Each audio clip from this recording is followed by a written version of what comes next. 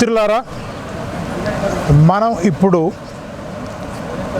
AIKSS Uttar Pradesh వారు నిర్మించుకున్నటువంటి tent వద్ద ఉన్నాం. మనం టీపీ సింగ్ టీకేసీ మెంబర్ అలాగే డిపి సింగ్ గారి దగ్గర ఉన్నాం మనం. అలాగే పక్కనే చంద్రపాల్ గారు కూడా ఉన్నారు. ఈ రైతు ఉద్యమం గురించి మనం కొన్ని ప్రశ్నలు వారిని అడిగి తెలుసుకుందాం. Sir, how long have you been here in this place and how many of you are here? यहाँ हम लोग 3 दिसंबर के शाम से हम लोग यहाँ हैं और लगभग यहाँ 200-250 लोग हरदम बना रहा है. कुछ मौके ऐसे आए हैं जब जैसे 26 उसको दिसंबर को, फिर 26 जनवरी को, उसमें मोर देन 1000-2000 इतना लोग आया है ये. But suddenly we heard that lakhs of farmers came to this place after 26 January. Why, sir? What is the reason? जो एक तो वो जो बड़ी संख्या आई थी 26 जनवरी को, वो वापस जाने के लिए आई थी. यहाँ जो परमानेंट रहने वाला था ये था. दूसरा वो भी जो यहाँ रहने वाला था कर लेता है कि 26 के बाद जाएंगे, थोड़ा घर जाना है तो 26 के बाद जाएंगे. ओके. दूसरा ये कारण था. तीसरा कारण ये था कि ये जो घटना घटी लाल किले पर, उसका थोड़ा सा असर था लोगों में, उसने भी प्रभावित किया. चौथा ये था कि वो थोड़ा सा कन्फ्यूजन हुआ, वो उस वजह से थोड़ा लोग गए, लेकिन ज़्यादा नहीं था. 1,500-2 हज़ार लोग यहाँ था उस रात को भी. 28 की रात को हम सब लोग थे. 28 की रात को हम लोग मौजूद थे यहाँ. ये जो घटना घटी, ये जो इनका दमन का इरादा बना, वो इससे पहले कर चुके थे. एक पलवल बॉर्डर, चिल्ला बॉर्डर से हटा चुके थे. इन्होंने पलवल बॉर्डर पर हटा दिया, लोकल लोगों को साथ लेकर, और उसको हटा दिया. कम संख्या थी. वही चीज़ों का इस्तेमाल करके, वही तरीका इस्तेमाल करके यहाँ भी इस बॉर्डर पर आंदोलन को ख़त्म करने का कोशिश किया इन्हें, और फोर्स को, बड़ी तादाद में फोर्स को डिप्लॉय किया. और आज पूरा मीडिया सब पूरा ये हो गया कि आज हम इसको हटा देंगे. पूरा नोटिस हमको CRPC 133 उसको हमको नोटिस दिया कि हाईवे का जो कब्जा है खाली करिए. ये किया, वो सब इन्होंने किया. लेकिन उससे पहले हमारा मीटिंग हुआ, और मीटिंग होने के बाद हम लोगों ने तय किया ऐसे नहीं जाएगा. अभी तो हम इसको खारिज करेगा पब्लिकली, इस नोटिस को पब्लिकली खारिज करेगा. वो मुझे ही करना था, कमेटी मेंबर. हाँ. तो उसको लिए तय. टिकैत साहब उस दिन, Hannan Maula also here, he was also here. तो ये जो वो भी मौजूद था. उनके टाइम ये हुआ कि ये सही रहेगा कि हम इसको खारिज करेंगे, फिर उनको जो भी दमन करना हो, गोली चलानी हो, लाठी चलानी हो, चलाइए, जेल में ले जाना हो जेल ले जाइए. ये तय हुआ था. वो टिकैत साहब जो उसमें गए, उन्होंने जब उनको रखना था, वो जो रखने में हुआ थोड़ा एक्सप्लेन नहीं हो पाया वो कैसे रखना है. उसका भी एक हड़कंप सा मचा. तो ये सारा के सारे लोगों में थोड़ा निराशा सी हुई. वो चलने शुरू हो गए. 3-4 घंटे का गैप हो गया. तब मैं तो यहाँ बैठा हुआ था, तो देखा ये लंगर का सामान बनने लगा, सारा लंगर जाने लगा. तब मैं आके मैंने मंच पे पहुँचा, माइक संभाला, और मैंने कही, तब मैंने वो तीनों चीज़ें एक्सप्लेन की, और जनता पूरा जोश के साथ उनका मुकाबले के लिए टिक गया कि जो भी होगा देखा जाएगा. उसके बाद ये बीजेपी का MLA यहाँ जैसे ही आया, वो पब्लिक को साथ लेके नारेबाजी किया, उससे एक साथ पूरा जनता में उबाल आया. और फिर वो हम लोग, बस मैं पेश ही करने वाला था उसको, उससे पहले जो है ये हो गया. और फिर तो वो टिकैत साहब का सारा सीन आपने देखा होगा. मेन जो चीज़ थी, अभी मीडिया, ये गोदी मीडिया, सारा मीडिया, वो सारे चीज़ को केंद्रित कर रहा है टिकैत साहब के आंसुओं पर. वो भी एक चीज़ है, लेकिन मुख्य जो मीडिया, गोदी मीडिया समेत मीडिया आ गया ट्रैप में.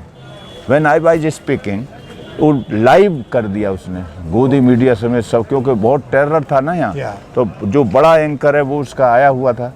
अभी जैसे मैं माइक पे बोला तो सब भाग के पूरा पहुंचा उधर मंच पे और लाइव शुरू कर दिया। वो लाइव भी जब तक चलता रहा जब तक आंसू आए। और ये उधर ये जो फोर्स का डिप्लॉयमेंट था ये भी लाइव हो गया। मेन चीज़ ये थी कि फोर्स जो दिखाई दी कुचलेंगे ये, अब दमन करेंगे, उससे तमाम आसपास के गांवों में रात भर लोग जागे हैं, बेचैनी हुई है, उनको चिंता हो गई कि अब दमन में मार डालेंगे, किसानों को मार डालेंगे, 100, 200, 1000, 2000 को मार डालेंगे। ये जो जनता की चिंता थी रात भर, इसलिए वो जनता जागी। और सुबह विदिन ए आवर यहाँ लोग आ गए। और सुबह तो बहुत बड़ी तादाद में, यानी 40 गाड़ियाँ छोटी वाली वो बुलंदशहर से अपनी आ गई। किसान सभा की 40 गाड़ियाँ। वो चिंता हो गया ना कि अभी तो हम इतना कर नहीं पाते, एक साथ चंदा वंदा करते हैं तब वो गाड़ियाँ आती हैं, लेकिन सब अपने तरफ से इंतजाम करके ले लेके गाड़ी भाग लिए और 40 गाड़ियाँ सुबह यहाँ तक आ गई। वो ग्रेट। ये था। और सबका इनका और बड़ी तादाद में आया, तो वो पूरा जो पहले से भी ज़्यादा तादाद में लोग यहाँ आ गए। अभी क्या पोजीशन है, इसके बाद कुछ चीज़ें डेवलप हो रही हैं और स्वाभाविक बात है, अभी तो पॉलिटिकल पार्टीज और ये सब पूरे हिस्से आ रहे हैं, वो सब समर्थन में आ गए। अभी ये जो हमारा सिंगू बॉर्डर से लेके यहाँ की जो किसान जत्थेबंदियाँ हैं, ये अभी एक डिमार्केशन लाइन खींचे हुआ है कि पॉलिटिकल पार्टीज का हम इसमें एंट्री नहीं देगा, वो उनका अपना। लेकिन अब पॉलिटिकल पार्टीज को कंडेम करने का वो अब वी पीपल अपोज्ड है। वो कंडेम नहीं कर सकते आप उनको बुलाइए, सम्मान से बिठाइए, मंच मत दीजिए, लेकिन आप उनको उनकी बात सुनिए। वो समर्थन में आ रहा है, उसने संसद ठप कर, अभी just I am speaking on मंच, मैंने कहा संसद बोल रहा है, उसको वो सभा कर रहा है, वो पब्लिक को मोबिलाइज कर रहा है, आप कैसे कह देंगे ये? अब वो कोई भी हो, हम इसका विरोध करते हैं। पॉलिटिकल इस समय जनता से आवाज़ आ रही है नीचे से, पॉलिटिकल समर्थन को लेना चाहिए इस समय। ज़्यादा देर हो जाएगी, अगर आप देर करेंगे तो ये देर हो जाएगी। ये हम अलग से रख रहे हैं चीज़ों को, ये अभी मान्यता प्राप्त नहीं है। अभी हमारा संगू बॉर्डर से लेकर मैं हमारे AI के मेंबर हैं उसके, तो हम डिफाई नहीं कर सकते उसको। हम बहुमत के फैसले से फैसले हो रहे हैं, हम भी उसमें शामिल हैं। अभी जैसे रात इन्होंने फैसला ले लिया, रात उत्तराखंड यूपी इसमें चक्का जाम नहीं होगा। एक तो ये थे यहाँ और एक थे ये राजोपाल, बलबीर सिंह राजोपाल। इन दोनों ने गाजीपुर बॉर्डर पर ही बैठ के ये फैसला कर लिया। पूरे देश का चक्का जाम का था, इन्होंने कह दिया इसमें नहीं होगा, उत्तराखंड में इसमें। तो उसके लिए इनसे बाकायदा हम बैठ के बात की है कि ये आपको अकेले नहीं करना चाहिए, जो सब पर बाद में वहाँ से भी आगे अलग संदेश ना चला जाए, इसलिए हम लोगों ने वो ये किया। लेकिन अच्छी बात यह है कि एक तो जनता का जो समर्थन है वो बहुत बड़े पैमाने पर हासिल हो रहा है। जैसे अब इन्होंने दिल्ली और गाजियाबाद के बीच में रास्ते रोक दिए। हम भी घिर गए थे उसमें, एक दिन हम नहाने धोने जाते हैं उधर, तो उधर घिर गए। अब वो जनता का हर हिस्सा, रेहड़ी ठेला वाला भी, फल सब्जी वाला भी, सारा हिस्सा ये तो कर तो इसलिए रहे हैं कि वो तंग होगा, गाड़ी वाला भी, मोटरसाइकिल वाला भी, वो कर रहे हैं कि दुकानदार भी कि ये तंग होंगे, लेकिन वो फेवर में किसानों कह रहा, किसान तो बैठा हुआ ये हमको तंग कर रहा है, पुलिस तंग कर रहा है हमको, ये वो बोलता है। तो ये इसका उल्टा जा रहा है, जितना ये दमन का जितना दूसरा रास्ता अपना रहे हैं वो सब इसके लिए उल्टा पड़ रहा है। अब इन्होंने कील ठोक दिया, ये कर दिया, वो कील उखाड़नी पड़ी है अभी इनको, दोबारा से कीलों को उखाड़ा है। तो ये जो दमन के और ये सब रास्ते अपना रहा है, कर सकते हैं, वो उनके हाथ में सत्ता है, लेकिन अभी बहुत व्यापक रूप इस ग्रहण कर चुका है। दूसरी चीज़ जो इसमें हो रही है, मैं जो समझता हूँ ये कोई पर्सनल टकराव नहीं है, ये किसान नेताओं का, हम लोगों का और मोदी का पर्सनल नहीं। आप सब जानते हैं कि MNCs और सारा जो अंतर्राष्ट्रीय वैसे जो एग्रीकल्चर को कब्जा करने वाला जो कंपनी है, एक साइड में वो है, दूसरी साइड में ये जो उसका हित है, ये दुनिया का सबसे बड़ा मूवमेंट हो गया है LPG के खिलाफ, LPG पॉलिसीज के खिलाफ दुनिया का सबसे बड़ा मूवमेंट हो गया है। अभी तो चाईपास में एक हुआ था हथियार लेके मैक्सिको में पिछले नाफ्टा के खिलाफ, तब से लेकर ये दुनिया का सबसे बड़ा। अगर ये पलटता है तो दुनिया में एलपीजी पॉलिसीज में पलटेंगे, उनको पूरी दुनिया में शुरू हो जाएगा। इसलिए उसका ज़िंदगी मौत का सवाल है।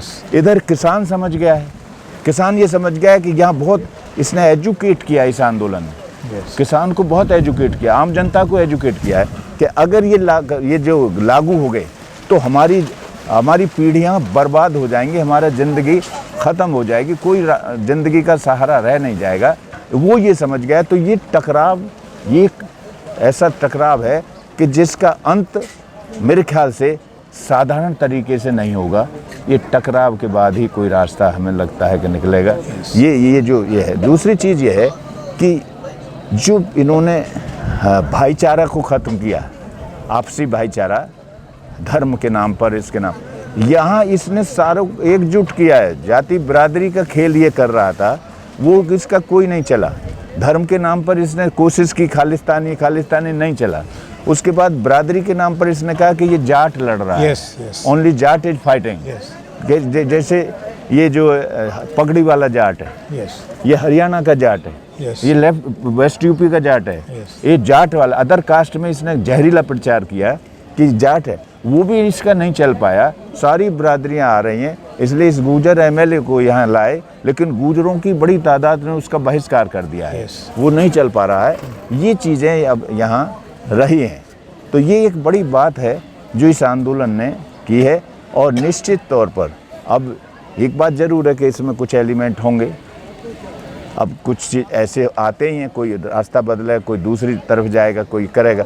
लेकिन कुल मिलाकर जो ये एकजुटता बन रही है, ये अभी उम्मीद ये बांधा रही है कि शायद ये जीत की तरफ बढ़ेगा आंदोलन, इसे कोई रोक नहीं सकेगा, ये हम समझते हैं।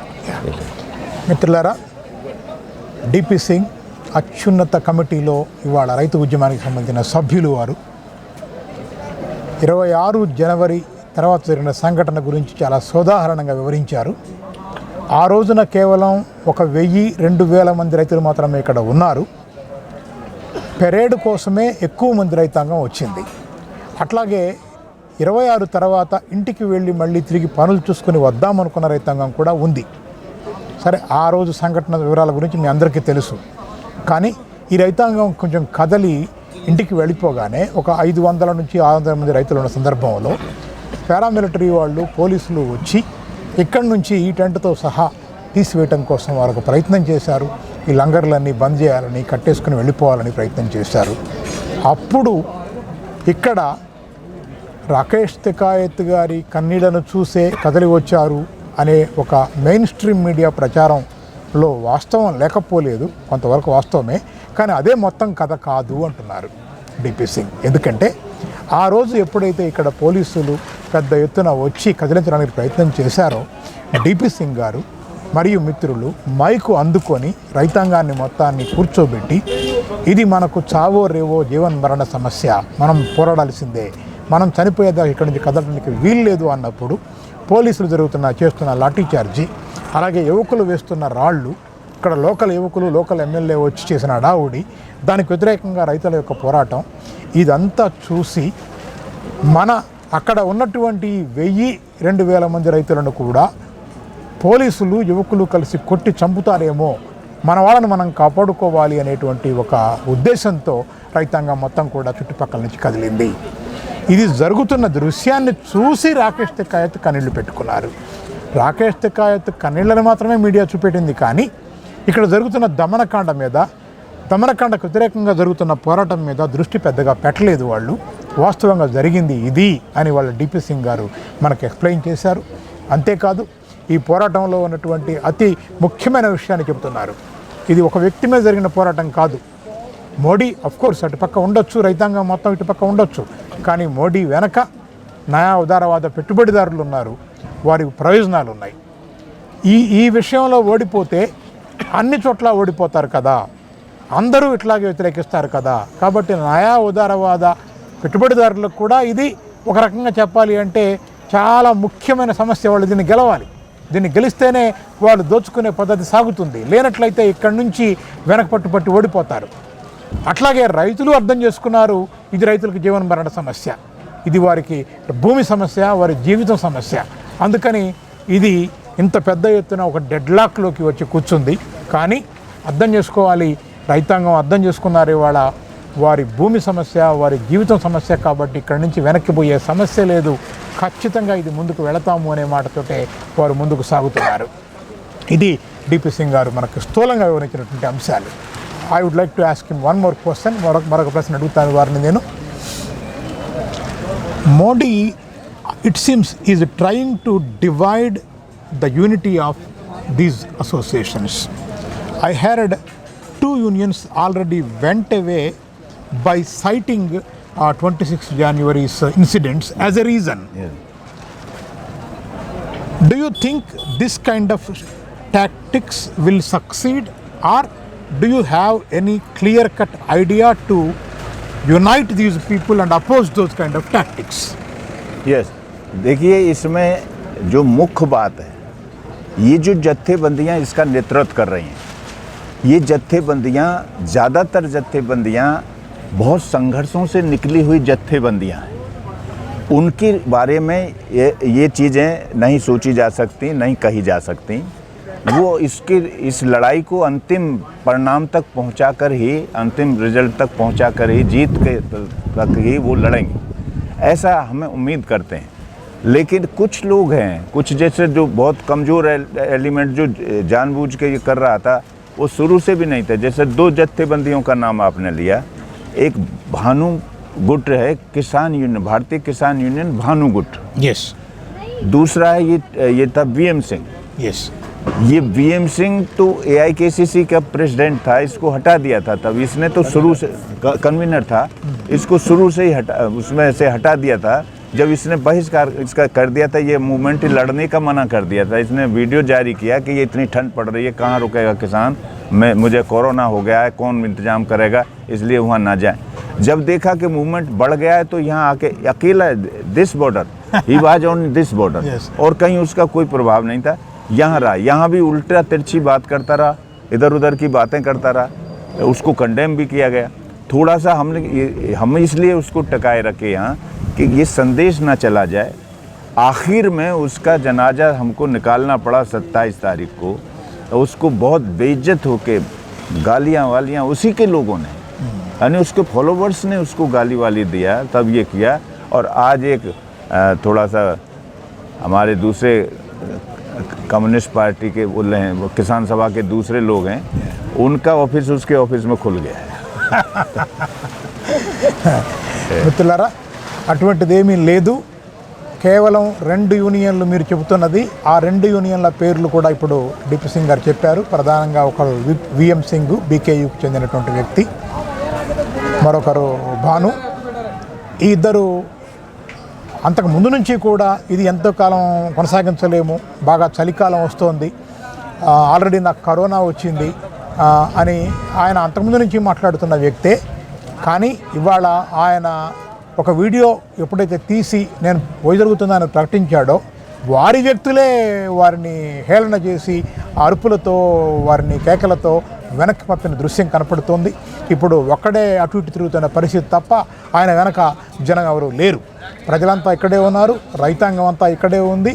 కాబట్టి ఇది ఊరికే అభూత కల్పనలతో కూడిన ప్రచారమే కానీ రైతాంగంలో చీలిక లేదు, సంఘాలన్నీ ఇక్కడే ఉన్నాయి. కాబట్టి ఇది అంతా కూడా అభూత కల్పనలు, ఉత్త అబద్ధ ప్రచారము అని చెప్పేసి డిపి సింగ్ గారు కొట్టిపారేస్తున్నారు. అట్లాగే నేను వారిని మరొక ప్రశ్న అడుగుతాను. సార్, నా once again agricultural season is also coming. People are needed in their agricultural forms.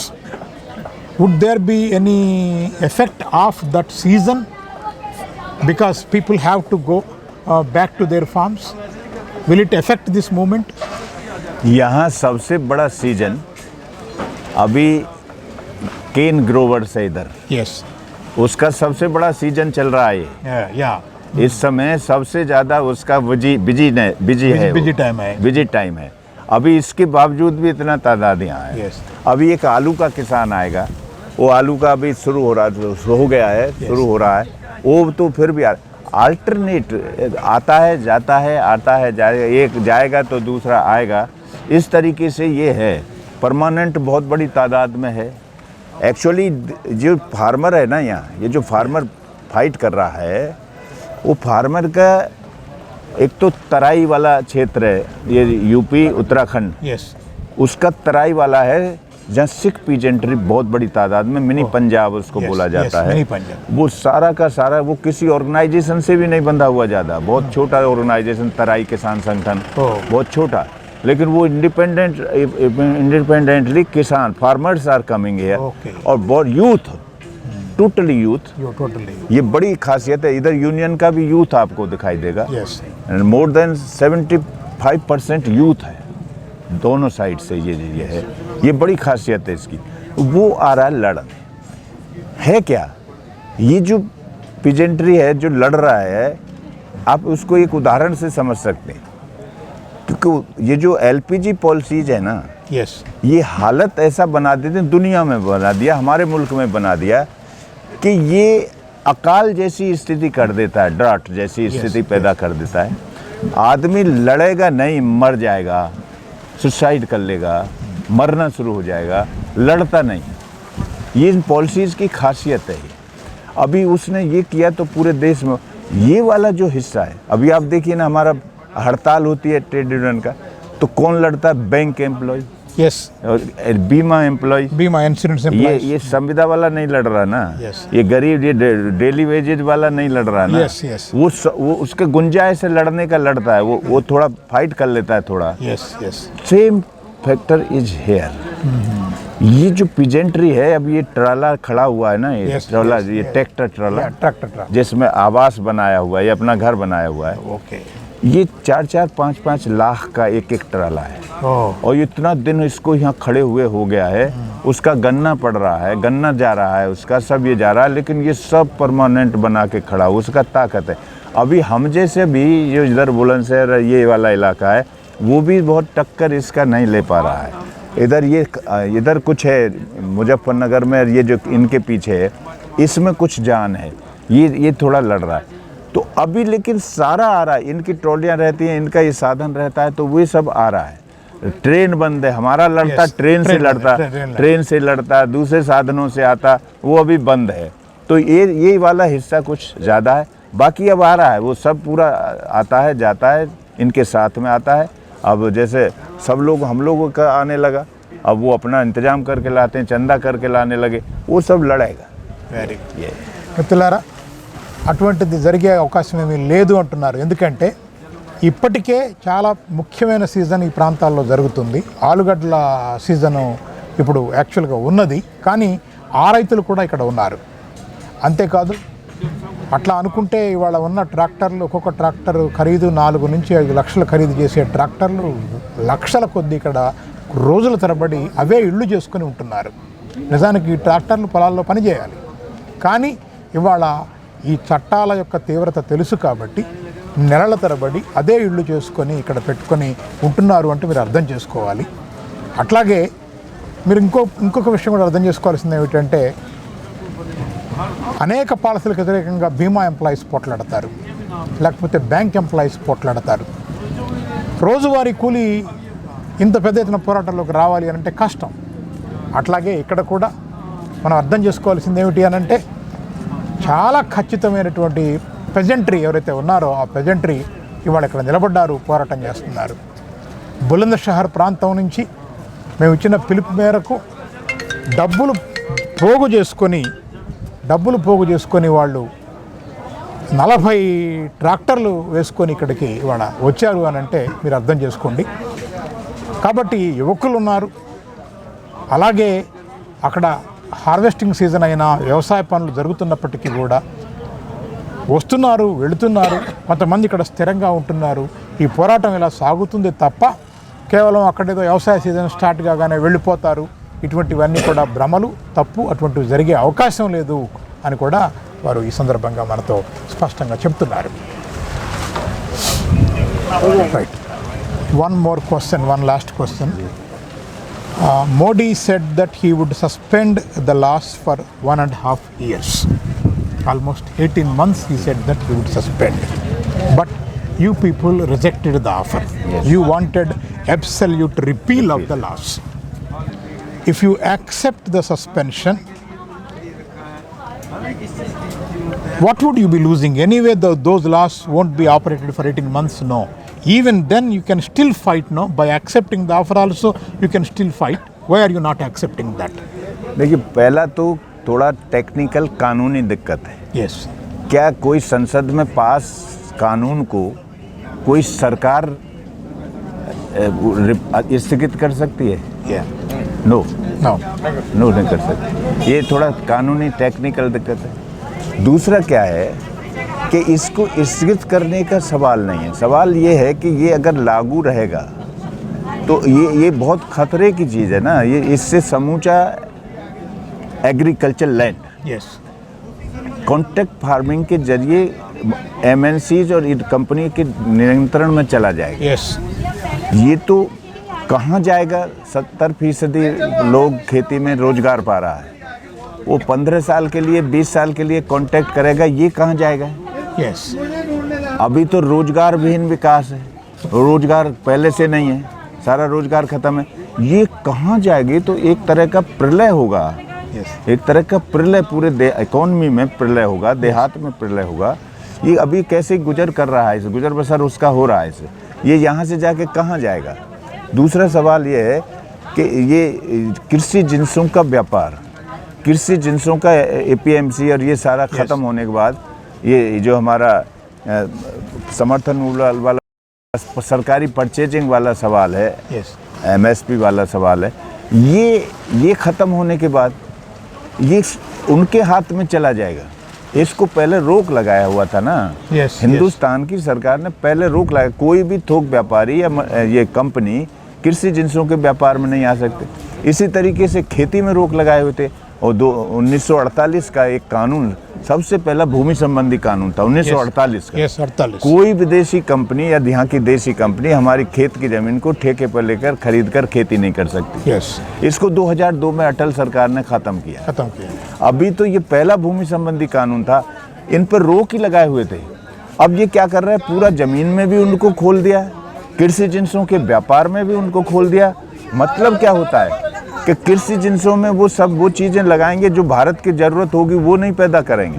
वो ज़रूरत जो उनके ज़्यादा मुनाफा चीज़ देगी उसमें वो खेती करेंगे, उस खेती को, उस फसल को उगाएंगे। वो हमारी ज़रूरत के मुकाबले, हमारी तो 1.25 अरब की आबादी है, एक अरब से ज़्यादा, 1.5 अरब के लगभग होने जा रहा है ये आबादी। इसको तो अनाज की ज़रूरत है। अनाज हमसे लीजिए, वो बोलेगा अनाज हम तो दीजिए, तो पुड़ियों में अनाज। और इस मुल्क की हालत सूडान जैसी, इथोपिया जैसी, जहाँ मल्टीनेशनल, इथोपिया में अकेले 8,000 जो कंपनियां खेती करती, कंकालों में बदल गया है। वहाँ का तमाम इंसान को, बच्चों को देखिए, कंकालों में बदल गया है।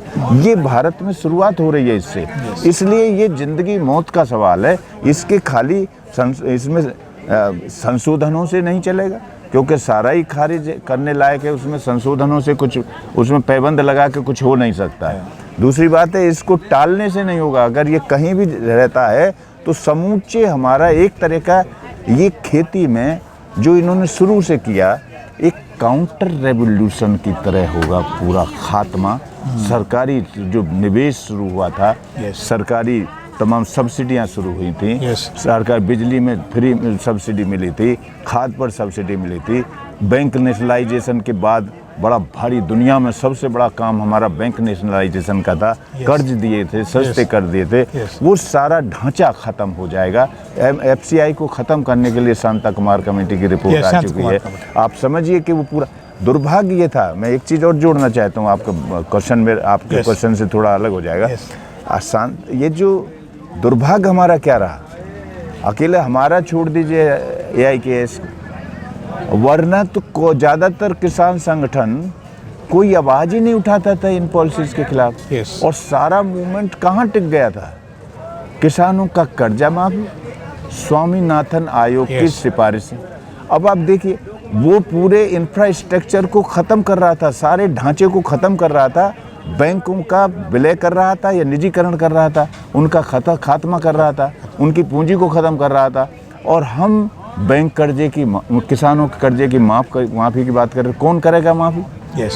दूसरा क्या है, वो शांता कुमार कमेटी की रिपोर्ट लाकर सब FCI को ख़त्म करने का, दूसरे ढांचे को ख़त्म कर, तमाम बीजों को मल्टीनेशनल्स के हाथ में जा चुके हैं। अब तक मॉन्सेंटो जैसी कंपनी आ चुकी है, 75% बीज अब उसके कब्जे में जा चुका है। वो सारा ढांचा कानूनों को बदल रहा था, सारे बिजली कानून को बदल दिया, निजीकरण के क्षेत्र में सारे बिजली बोर्ड भंग कर दिए गए और दुर्भाग्य से ऐसा दबाव डाला कि वामपंथी सरकारें जो चला रही थी उन्होंने अपने बिजली बोर्ड भंग कर दिए। अब हालत देखी ना कितनी कठिन हालात थी। अभी केरला ने शायद बहाल किया है, लेकिन वो हालात ऐसे थे कि हम विश्व बैंक से जो राशि आती है हम देंगे ही नहीं, आप चलाइए सरकार, आप मर जाइए अपनी मौत या फिर करिए जो हम लोग कर रहे हैं। तो उन सरकारों पर भी ये दबाव डाला। तो इस तरीके से पूरे ढांचे को वो ख़त्म कर रहे थे।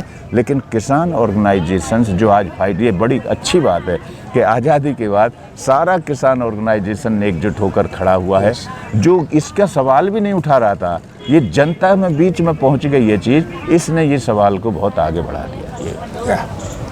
మిత్రులారా, అసలు ఈ 18 నెలల పాటు ఆపటం అనేది ఒక మీనింగ్లెస్ వ్యవహారంగా డిపి సింగ్ గారు అభిప్రాయపడుతున్నారు. ఎందుకంటే మీరు ఏం ఆపుతారు? మీరు ఇప్పుడు వందల కొద్ది కాంట్రాక్ట్ ఫార్మింగ్ కోసం వేల ఎకరాలు పట్టుకోవటం కోసం రెడీగా ఉన్నటువంటి కార్పొరేట్లని ఆపుతారా? ఆ అగ్రిమెంట్లని ఆపేస్తారా అని అడుగుతున్నారు. అట్లాగే ఇంతకుముందు 1948 ప్రాంతాల్లో ఉన్నటువంటి చట్టాలు, ఏ విదేశీ కంపెనీ కూడా ఇక్కడ వ్యవసాయం చేయడానికి వీల్లేదు, వ్యవసాయ రంగంలోకి రావడానికి వీల్లేదు అని పెట్టుకున్నది అటల్జీ సర్కారులో మనం దాన్ని 2002లో తీసివేసుకున్నాం. ఇప్పుడు పూర్తిగా అసలు నిబంధనలు లేకుండా మనం వదిలేసాం. ఇప్పుడు ఈ నేపథ్యంలో మనం చూస్తూనే ఉన్నాం, రైతులకు బ్యాంకులు గతంలో రుణాలు ఇచ్చేవి, ఇప్పుడు ఆ బ్యాంకులే లేకుండా పోతున్న పరిస్థితి ఉంది. బ్యాంకులు అన్నీ ఏకమవుతున్న పరిస్థితి ఉంది. అటువంటప్పుడు ఈ రైతుల కోసం రేపు బ్యాంకులకు రుణాలు ఇచ్చే బ్యాంకులేవి, రైతుల కోసం మరి విత్తనాలు ఇచ్చేవాళ్ళు ఎవరు? ఆల్రెడీ ఇప్పటికే మాన్సెంటో లాంటి కంపెనీ 70% పైగా విత్తనాలకు సంబంధించిన వ్యవహారాల్లో ఆధిపత్యం కలిగి ఉంది. ఇవన్నీ ఉన్నటువంటి నేపథ్యంలో చట్టాలను వాయిదా వేయటం అనేది ఊరికే టెక్నికల్గా మాట్లాడుతున్న అంశమే కానీ నిజానికి వారు ఏ విషయాన్ని వాయిదా వేసుకోవటం లేదు అనే సంగతిని రైతులు గ్రహించారు. ఇవాళ రైతులే కాదు, రైతులతో పాటు చాలామంది చిన్న రైతాంగ యూనియన్లు కూడా ఈ చుట్టుపక్కల ఉన్నాయి, ఇండిపెండెంట్ యూనియన్లు ఉన్నాయి, అలాగే ఇండిపెండెంట్ రైతులు ఉన్నారు. వాళ్ళందరూ కూడా ఇవాళ ముజఫర్ నగర్ ఈ ప్రాంతాల నుంచి వచ్చి వాళ్ళు ఈ ఉద్యమంలో జాయిన్ అవుతున్నారు. స్వతంత్ర పోరాటం తర్వాత మళ్ళీ తిరిగి మరొక స్వతంత్రం కోసం ఉద్యమం చేయాల్సిన అవసరం ఏర్పడ్డది అని డిపి సింగ్ గారు జ్ఞాపకం చేస్తున్నారు. ప్రభుత్వం చేసుకుంటూ పోతున్న విధానాలన్నీ కౌంటర్ రెవల్యూషనరీగా కనపడుతున్నాయి, విప్లవ ప్రతిగత చర్యలుగా మన కళ్ళ ముందు కనపడుతున్నాయి. అవన్నీ వరుసగా వస్తున్న సందర్భంలో ఇది మరొక విప్లవం కోసం జరుగుతున్న పోరాటంగా మేము భావించుకుంటున్నాం. కాబట్టి ఈ పోరాటంలో వెనక్కిపోయే ప్రశ్న లేదు, వాయుద ప్రశ్న లేదు అని చెప్పేసి స్పష్టంగా తెలియజేశారు. Thank you.